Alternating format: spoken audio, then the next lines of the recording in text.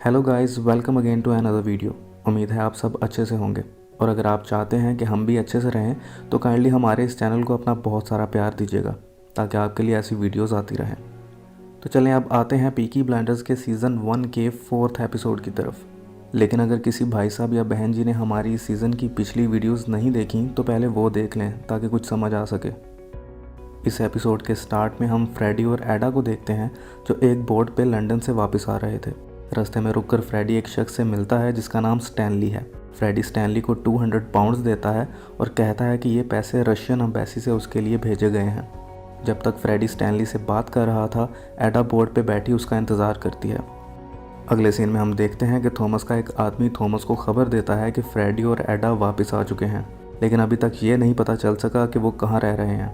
Thomas उसे कहता है कि जैसे ही उसे खबर मिले फ़ौरन उसको बताए।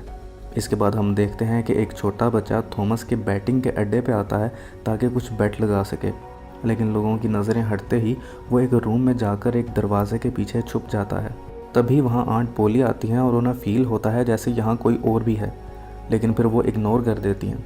इसके बाद वहाँ थॉमस आता है और आंट पोली थॉमस को बताती हैं कि जॉन ने पब में एक फैमिली मीटिंग रखी है और हमें वहाँ जाना है। इसके बाद आंट पोली और थॉमस मीटिंग के लिए निकल पड़ते हैं।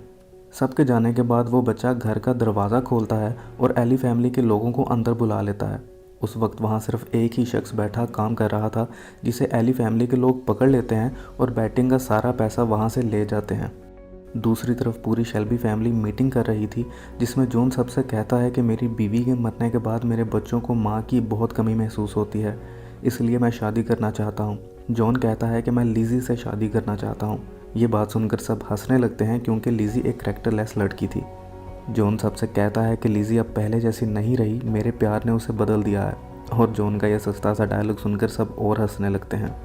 इससे पहले कि आगे कुछ और बात होती, वहाँ एक छोटा सा बच्चा आ जाता है और बताता है कि उनके जुए के अड्डे पे चोरी हो चुकी है, जिसे सुनकर सब घर की तरफ भागने लगते हैं। घर पहुंचकर पता चलता है कि ये एली फैमिली का काम है। यहाँ थॉमस देखता है कि एली फैमिली उनका सारा पैसा ले गई है। थॉमस की नज़र एक वायर कटर पे पड़ती है। ऑर्थर वायर कटर देखते ही सबसे कहता है कि कोई भी अपनी जगह से मत हिले। थॉमस बताता है कि एली फैमिली के कुछ लोग भी हमारे साथ जंग लड़ने गए थे और वो कहीं पे भी बॉम्ब लगाने के लिए ऐसा ही वायर कटर यूज़ करते थे। सब घर में बॉम्ब ढूंढने लगते हैं, जिस पे थॉमस कहता है कि एली फैमिली सिर्फ मुझे मारना चाहती है, इसलिए शायद उन्होंने बॉम्ब घर में नहीं लगाया होगा। थॉमस भागते हुए अपनी गाड़ी के पास जाता है जिस पे फिन बैठा हुआ था। यहाँ मैं बताता चलूँ कि फिन भी शेल्बी फैमिली का एक हिस्सा है, शायद बहुत छोटा सा हिस्सा है लेकिन हिस्सा तो है। खैर, थॉमस जब फिन को गाड़ी पे बैठा देखता है तो उसे कहता है कि वहीं बैठा रहे और बिल्कुल भी मत हिले। यहाँ थॉमस उस बॉम्ब को ढूंढ लेता है और बाहर रोड पे फेंक देता है जहाँ वो फट जाता है और इस तरह हमारा बड़ा थॉमस भी बच जाता है और छोटू थॉमस भी। जोक्स अपार्ट, बट यहाँ थॉमस काफ़ी डर जाता है। इसके बाद थॉमस एली फैमिली की हेड जिल्फी के पास जाता है और कहता है कि हमारे आपस के झगड़े में हम दोनों की फैमिलीज़ को बहुत नुकसान हो रहा है, क्यों ना हम मिलकर काम करें और बिली किम्बर को रास्ते से हटा दें। जिल्फी ली कहती है कि मैं तुम्हारी बातों पे कैसे यकीन कर लूँ, जिस पे थॉमस कहता है कि मेरी माँ भी एली फैमिली से थी और मैंने हमेशा एली फैमिली को अपना रिश्तेदार ही समझा है। बातें करवा लो जितनी करवानी है थॉमस से। इसके बाद हम देखते हैं कि एडा और फ्रेडी बातें कर रहे थे और एडा फ्रेडी से कहती है कि मैं जानती हूँ कि तुमने उस आदमी को कुछ पैसे दिए थे, जिस पे फ्रेडी चुप रहता है। एडा कहती है कि अब तुम्हें ये सब काम छोड़ देने चाहिए, मेरे लिए ना सही इस बच्चे के लिए ही सही। खैर, यहाँ सीन शिफ्ट होता है और हम देखते हैं कि आंट पोली थॉमस के पास आती हैं और उसे एक लेटर देती हैं और कहती हैं कि मेरे पास एक प्लान है जिससे एडा और फ्रेडी पुलिस से बच सकते हैं। इसके बाद हम देखते हैं कि रात में थॉमस इंस्पेक्टर कैम्बल से मिलता है और उसे वो लेटर देता है जो आंट पोली ने उसे दिया था। थॉमस इंस्पेक्टर से कहता है कि इस पे उस शख्स का एड्रेस लिखा है जिसके लिए फ्रेडी काम करता है। इस शख्स का नाम स्टैनली है और यह रशियन गवर्नमेंट का आदमी है। इंस्पेक्टर थॉमस से कहता है कि इस एहसान की क्या वजह है, जिस पे थॉमस कहता है कि मैंने तुम्हें उस शख्स का पता बता दिया है जिसके लिए फ्रेडी काम करता है, तो अब तुम फ्रेडी और एडा को कोई नुकसान नहीं पहुंचाओगे। इसके बाद इंस्पेक्टर थॉमस से पूछता है कि तुम मुझे वो गन्स कब दोगे, जिस पे थॉमस कहता है कि जैसे ही बिली किम्बर के साथ मेरे सारे मसले हल हो जाएंगे मैं तुम्हें वो गन्स दे दूंगा। इंस्पेक्टर कहता है कि मुझ पे ऊपर से बहुत प्रेशर है और अगर मुझे इस जॉब से हटा दिया गया तो तुम्हारे लिए बहुत मुश्किल हो जाएगी। मैं अपनी जॉब के आखिरी दिन जाते जाते शेल्बी फैमिली के हर शख्स को मार दूंगा, भले वो तुम हो या एडा के पेट में वो बच्चा। इंस्पेक्टर ये कहकर वहाँ से जाने लगता है कि थॉमस अपनी गन निकाल लेता है मुझे तो लगा था जैसे आज कैम्बल भाई साहब गए काम से, लेकिन थॉमस अपने गुस्से पे काबू करता है और उसे जाने देता है। इसके बाद हम देखते हैं कि इंस्पेक्टर कैम्बल स्टैनली को पकड़ लेता है। यहाँ इंस्पेक्टर कैम्बल अपने जूनियर से कहता है कि किसी भी तरह से स्टैनली से फ्रेडी का पता उगलवाओ। जूनियर कहता है कि सर, आपने तो थॉमस से वादा किया था कि स्टैनली के मिल जाने के बाद फ्रेडी और एडा को हम जाने देंगे। जिस पे कैम्बल कहता है कि क्या तुम्हें मैं वादा निभाने वाला लगता हूँ? पीकी ब्लाइंडर्स को ख़त्म करना अब मेरा मकसद बन चुका है। और यहीं ये सीन शिफ्ट हो जाता है। अगले सीन में हम देखते हैं कि आंट पोली फ्रेडी से मिलती हैं और उसे बताती हैं कि हमने स्टैनली को पकड़वा दिया है, तो बेहतरी इसी में है कि अब तुम यहाँ से चले जाओ। ऐसा ना हो कि वो तुम्हारा पता पुलिस को बता दे और तुम्हें और एडा को कोई प्रॉब्लम हो। फ्रेडी समझ आता है कि स्टैनली के बारे में एडा ने ही आंट पोली को बताया है, और मुझे लगा था कि बस हमारे यहाँ की लड़कियाँ ही मायके में बातें बताती हैं। खैर, फ्रेडी आंट पोली से कहता है कि अगर तो तुम लोगों ने मुझे और एडा को बचाने के लिए ये सब किया है तो याद रखना कि पुलिस अपना वादा कभी नहीं निभाती। और रही बात स्टैनली की, तो वो भी नहीं जानता कि मैं कहाँ रहता हूँ। यहाँ आंट पोली फ्रेडी से कहती हैं कि अगर उसकी वजह से एडा को कोई नुकसान हुआ तो वो खुद फ्रेडी को गोली मार देंगी।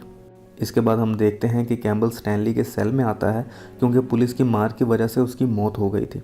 यहाँ कैम्बल सोच में पड़ जाता है कि ये लोग एक दूसरे के लिए जान कैसे दे सकते हैं। खैर, अगले सीन में हम देखते हैं कि बिली किम्बर का अकाउंटेंट उसे बताता है कि पीकी ब्लाइंडर्स ने उसे काफ़ी फ़ायदा पहुंचाया है, जिससे खुश होकर बिली किम्बर डील के मुताबिक थॉमस को उसका पहला लीगल बैटिंग पेज दे देता है। थॉमस वो लीगल बैटिंग पेज सारी शेल्बी फैमिली को दिखाता है कि अब हम खुलकर बैटिंग कर सकते हैं। यहाँ हमें पूरी शेल्बी फैमिली काफ़ी खुश नज़र आती है।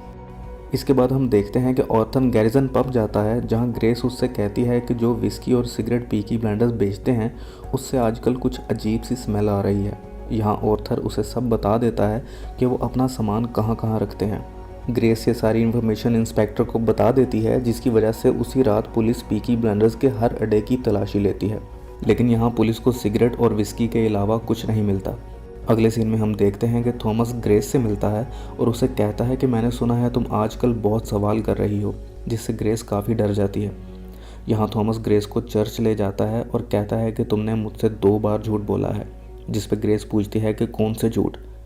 थॉमस कहता है कि एक ये कि तुमने पहले भी कहीं काम किया है, और दूसरा ये कि तुम क्रिश्चियन हो, क्योंकि अगर तुम क्रिश्चियन होती तो चर्च में आते ही प्रे करती। यहाँ ग्रेस बहुत डर जाती है कि शायद अब वो पकड़ी गई है। थॉमस ग्रेस से कहता है कि मुझे एक असिस्टेंट की ज़रूरत है और इस सब के बाद भी मैं तुम्हें ये जॉब ऑफ़र करना चाहता हूँ। और यहाँ थॉमस ग्रेस को किस कर लेता है। ओह भाई, ये दोनों की फ़र्स्ट किस थी वैसे। खैर, इसके बाद हम देखते हैं कि थॉमस एक लड़की के साथ अपनी गाड़ी में बैठा है। ये वही लड़की थी जिसके साथ जॉन शादी करना चाहता था। यहाँ थॉमस लिज़ी से कहता है कि तुम जानती हो कि जॉन के 4 बच्चे हैं। वो कहती है कि हाँ, मैं जानती हूँ।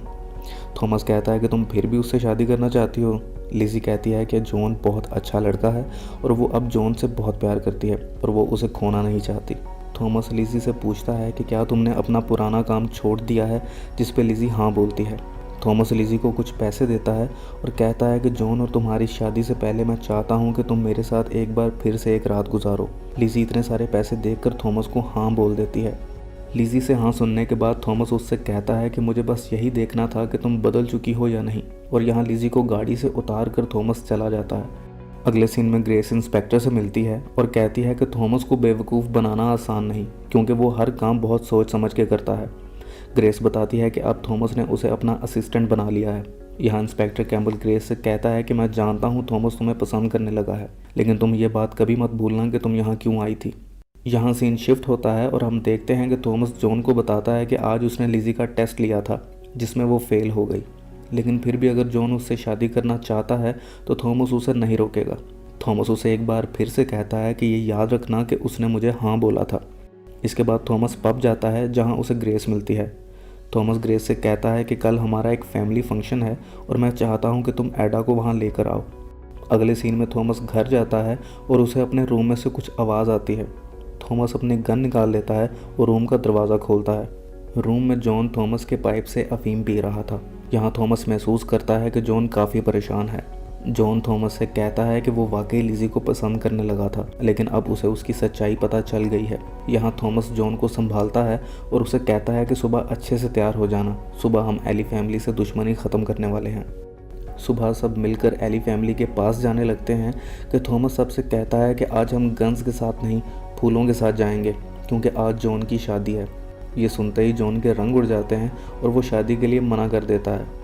यहाँ थॉमस जॉन को समझाता है कि अगर आज उसने शादी से इनकार कर दिया तो यहाँ बहुत खून खराबा हो जाएगा, लेकिन अगर वो शादी करता है तो एली फैमिली से उनकी दुश्मनी हमेशा के लिए ख़त्म हो सकती है। ये सब सुनने के बाद जॉन शादी के लिए मान जाता है। वहाँ एडा भी आ जाती है लेकिन फ्रेडी नहीं आता। शादी के बाद सब सेलिब्रेट करते हैं और इसी बीच एडा की पेन स्टार्ट हो जाती है। आंट पोली एडा को एक औरत के पास डिलीवरी के लिए ले जाती हैं, जहाँ थॉमस आंट पोली से कहता है कि आज आप फ्रेडी को भी बुला सकती हैं, जिसे सुनकर सब खुश हो जाते हैं। इसके बाद सारे भाई पब जाते हैं और पार्टी करते हैं क्योंकि आज उन्हें दो खुशियाँ मिली थीं, एक एली फैमिली से सुलह और दूसरा घर में एक और छोटू शेल्बी। दूसरी तरफ फ्रेडी भी भागा भागा एडा के पास आ जाता है और अपने बच्चे को उठाकर सीने से लगा लेता है, लेकिन उसी वक्त वहाँ पुलिस आ जाती है और फ्रेडी को पकड़कर ले जाती है।